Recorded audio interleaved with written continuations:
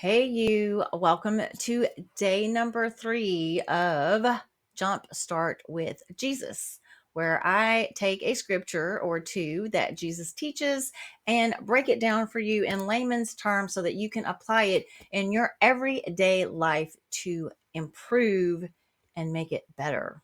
So today we are going to talk about the golden rule. That's right.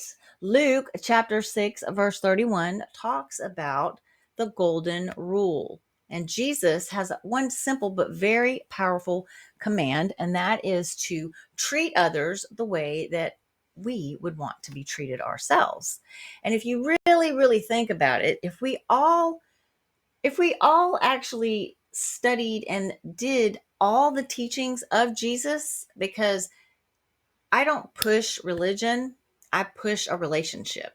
And my main focus is on the red letter teachings of Jesus, because if everybody followed the red letter teachings from Jesus, this world would be phenomenal. There would be no problems. Everyone would be happy and joyful and loving and kind, and it would be a beautiful place. But Satan, this is his domain. He is the ruler of this world until Jesus comes back. But we still have a priority to follow Jesus's teachings.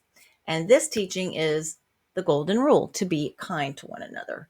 Whenever there's a saying that says you can get more flies with honey than vinegar. Well, there's a reason for that, because sweetness, kindness, softness makes people want to work with you more than harshness, abruptness, just, chop chop.